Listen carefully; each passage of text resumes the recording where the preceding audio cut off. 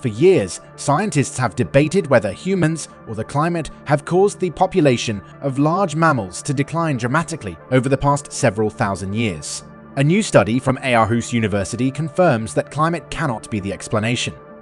About 100,000 years ago, the first modern humans migrated out of Africa in large numbers. They were eminent at adapting to new habitats, and they settled in virtually every kind of landscape, from deserts to jungles to the icy taiga in the far north. Part of the success was humans' ability to hunt large animals. With cleaver hunting techniques and specially built weapons, they perfected the art of killing even the most dangerous mammals. But unfortunately, the great success of our ancestors came at the expense of the other large mammals.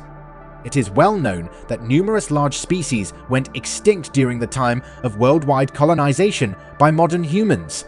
Now, new research from Aarhus University reveals that those large mammals that survived also experienced a dramatic decline. By studying the DNA of 139 living species of large mammals, scientists have been able to show that the abundances of almost all species fell dramatically about 50,000 years ago. This is according to Jens Christian Svenning, a professor and head of the Danish National Research Foundation's Center for Ecological Dynamics in a novel biosphere at Aarhus University, and the initiator of the study. We've studied the evolution of large mammalian populations over the past 750,000 years. For the first 700,000 years, the populations were fairly stable, but 50,000 years ago, the curve broke and populations fell dramatically and never recovered, he says, and continues. For the past 800,000 years, the globe has fluctuated between ice ages and interglacial periods about every 100,000 years. If the climate was the cause, we should see greater fluctuations when the climate changed prior to 50.0 years ago, but we don't.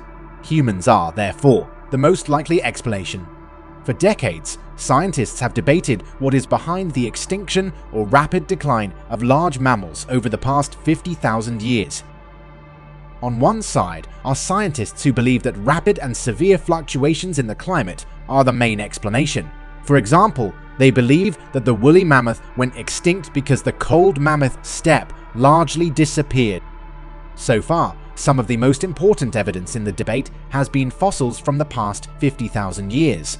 They show that the strong selective extinction of large animals in time and space roughly matches the spread of modern humans around the globe. Therefore, the extinction of animals can hardly be linked to climate.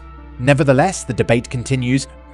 The new study presents brand new data that sheds new light on the debate. By looking at the DNA of 139 large living mammals, species that have survived for the past 50,000 years without becoming extinct. The researchers can show that the populations of these animals have also declined over the period. This development seems to be linked to the spread of humans and not climate change. In the past 20 years, there has been a revolution within DNA sequencing. Mapping entire genomes has become both easy and inexpensive, and as a result, the DNA of many species has now been mapped. The mapped genomes of species all over the globe are freely accessible on the internet. And this is the data that the research group from Aarhus University has utilized, explains Assistant Professor Juraj Bergman, the lead researcher behind the new study. We've collected data from 139 large living mammals and analyzed the enormous amount of data. There are approximately 3 billion data points from each species, so it took a long time and a lot of computing power. He says and continues, DNA contains a lot of information about the past. Most people know the tree of life, which shows where the different species developed and what common ancestors they have. We've done the same with mutations in the DNA. By grouping the mutations and building a family tree, we can estimate the size of the population of a specific species over time.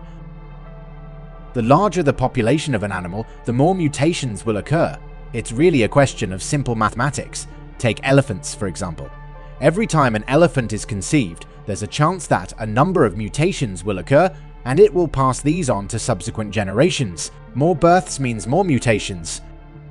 The 139 large mammals examined in the study are all species that exist today. They include elephants, bears, kangaroos, and antelopes, among others. It is estimated that there are 6,399 species of mammals on the Earth, but the 139 extant megafauna were selected in this study to test how their populations changed over the past 40,000 to 50,000 years when similar large animals went extinct. The large mammals are also called megafauna and are defined as animals weighing more than 44 kg when fully grown.